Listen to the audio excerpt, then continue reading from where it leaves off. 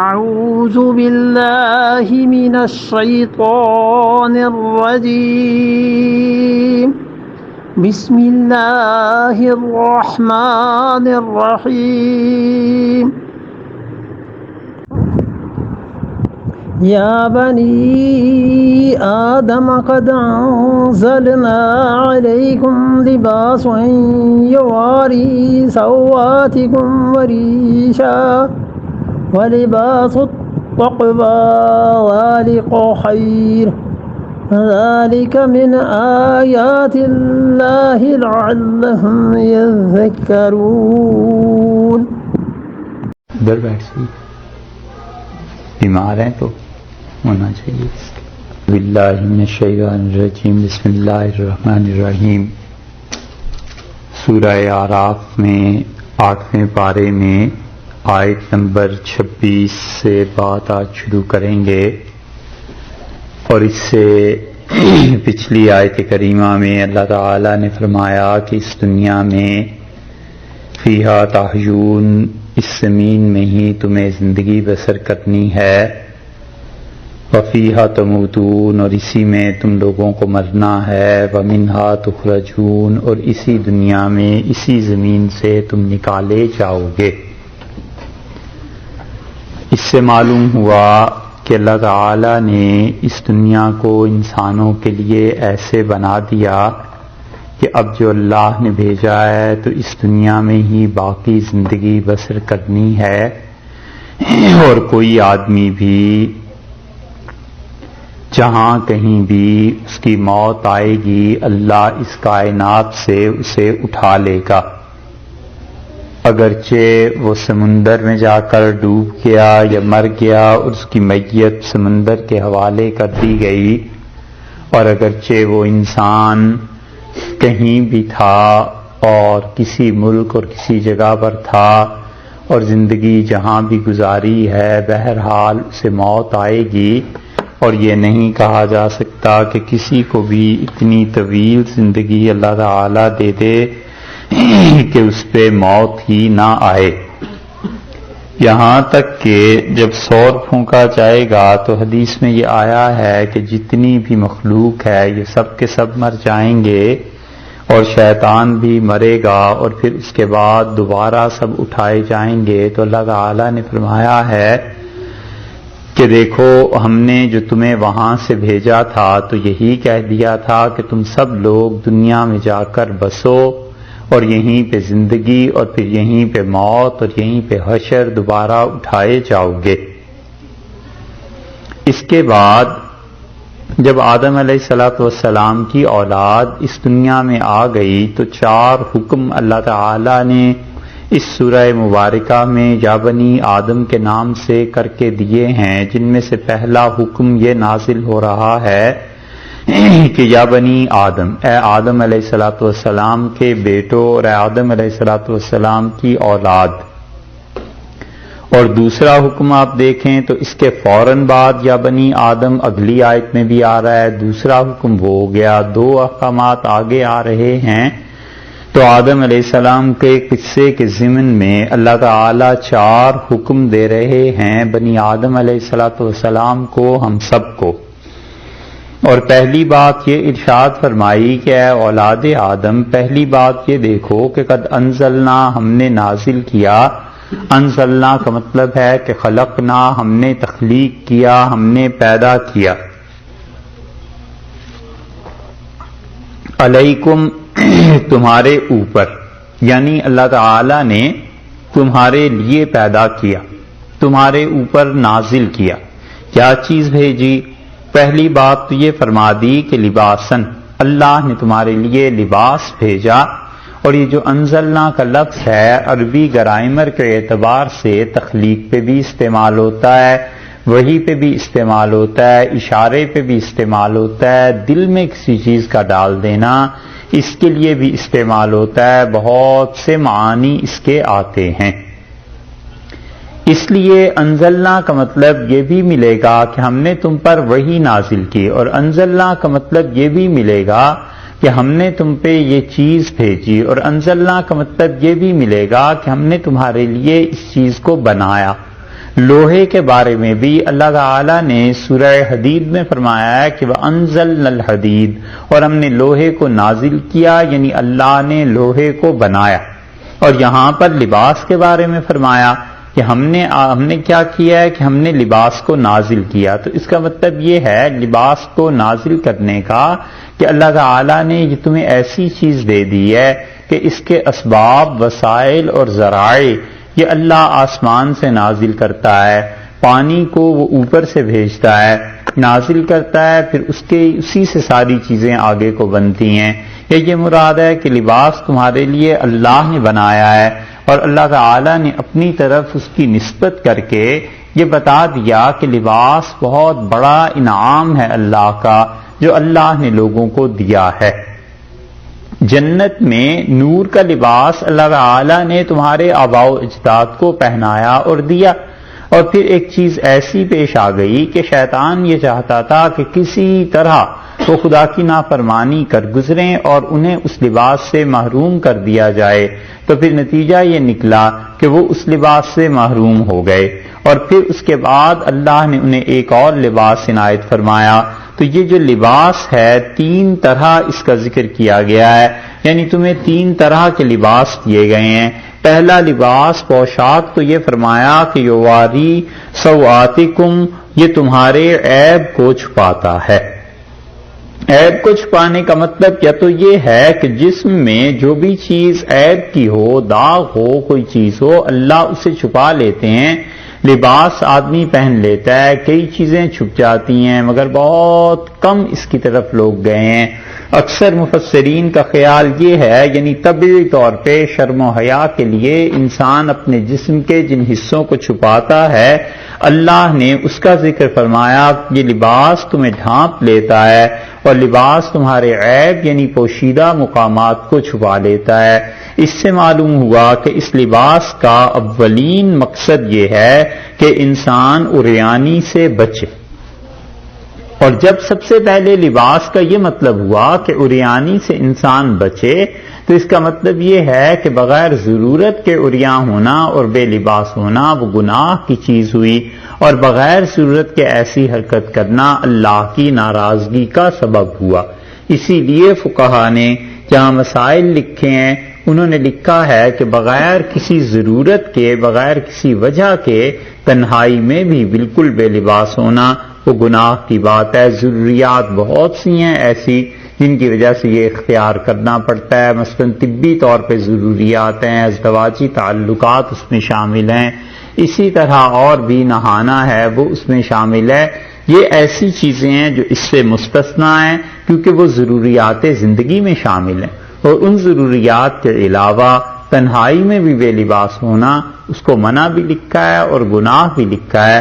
اللہ نے فرمایا ہے یہ اس لیے ہم نے تم پہ نازل کیا کیونکہ اگر آدمی بغیر لباس کے، بغیر ضرورت کے ایسے رہے گا تنہائی میں بھی، تو شرم حیا جو طبعی اور فطری ایک چیز ہے وہ انسان میں کم ہوتی چلی جائے گی، اور نتیجہ اس کا یہ نکلے گا کہ الیاذ باللہ اس گناہ کی طرف وہ جلدی چل پڑے گا۔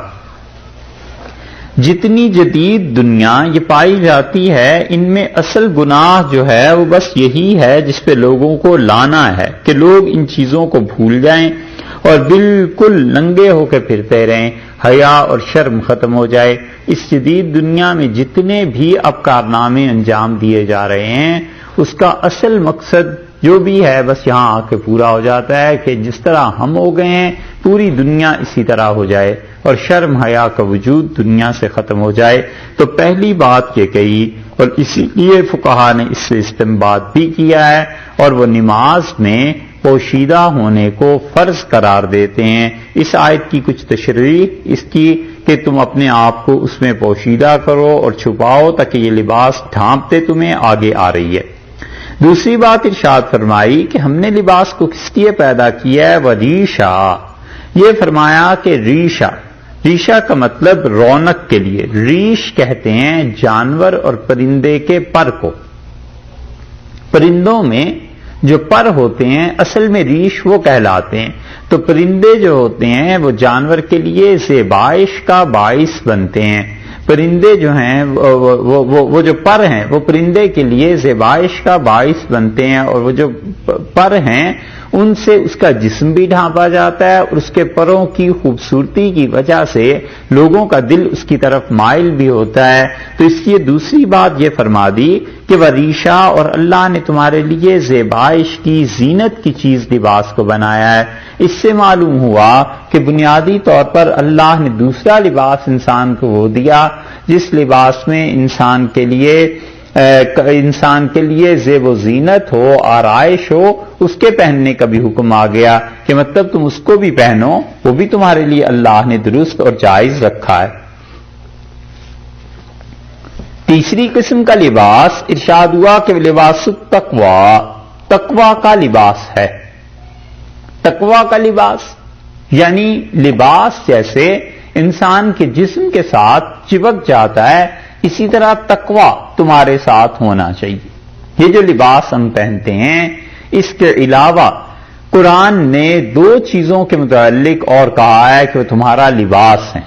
ایک بیوی اور شوہر کے متعلق کہا ہے کہ ہن لباس لکم وانتم لباس لہن، وہ تمہارا لباس ہیں اور تم ان کا لباس ہو۔ اور دوسرے یہاں پر تقوی کو فرمایا ہے کہ یہ تمہارا لباس ہونا چاہیے۔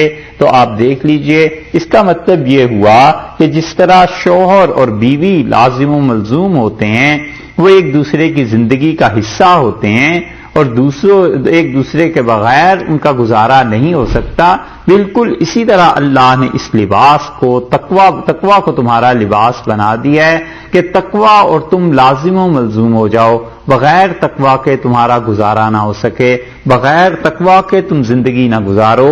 یہ تیسرا لباس تقوی کا ارشاد فرما دیا کہ تقوی کا لباس تمہیں پہننا ہے، یعنی صبح سے شام اور شام سے صبح تک، اور زندگی جو ہے ابتدا اور انتہا تک، ابتدا سے لے کے یہ سب کا سب تقوی پر مشتمل ہونا چاہیے۔ جس طرح اللہ کے ساتھ تعلق تمہارا بڑھے گا، تقوی آئے گا، اسی طرح خدا کی رحمتیں تم پر آئیں گی، اور نتیجہ اس کا یہ نکلے گا کہ تمہاری شخصیت میں ایک نمایاں چیز پیدا ہو جائے گی۔ اس لیے ایک چیز کی تفسیر یہ بھی کی گئی ہے، اور بڑی مناسب بات مفسرین نے لکھی، وہ کہتے ہیں کہ جو آدمی جو حرکتیں کرتا رہتا ہے، اس آدمی پر ایک لباس طاری ہو جاتا ہے۔ مثلاً ایک آدمی مسلسل چوری کرتا ہے، پھر چوری کرتا ہے، پھر چوری کرتا ہے، تو بہت سے لوگ جب اس سے ملتے ہیں تو انہیں وحشت ہونے لگتی ہے کہ اس انسان میں کوئی گڑبڑ ہے۔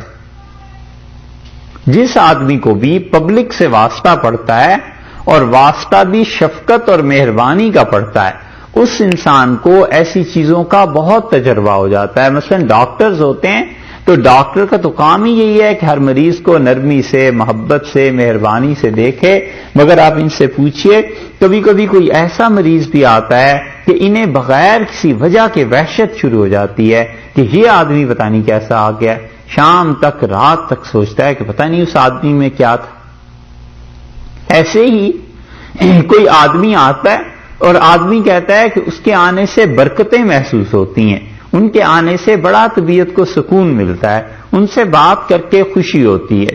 اسی طرح کئی مثالیں اس کی دی جا سکتی ہیں۔ بعض اللہ کے بندے ایسے بھی ہوتے ہیں، آپ ان کی مجلس میں جائیں، خود بخود انسان رونے لگتا ہے۔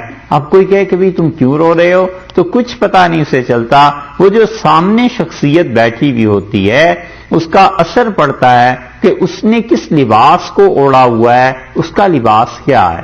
اگر اس کا لباس برائی ہے، بے حیائی ہے، ظلم ہے، تو ڈاکٹر دیکھتا ہے، کوئی اور دیکھتا ہے، اللہ کا ایسا بندہ، وحشت طاری ہو جاتی ہے، کیونکہ اس کا ظلم اس کی شخصیت سے ٹپک رہا ہوتا ہے۔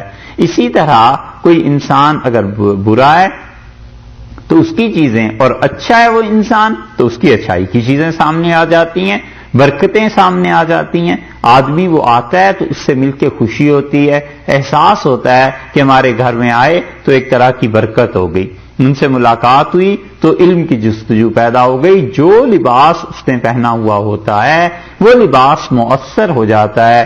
اسی لیے یہ آپ اگر کبھی سوانح پڑھیں حضرت ابو الحسن علی ندوی رحمۃ اللہ علیہ کی، تو انہوں نے حضرت مدنی رحمۃ اللہ علیہ کے متعلق لکھا ہے کہ حضرت جب لکھنؤ تشریف لاتے تھے تو گھر ہمارے آیا کرتے تھے، اور ان کے آنے سے خاص قسم کی برکت ہمیں محسوس ہوتی تھی.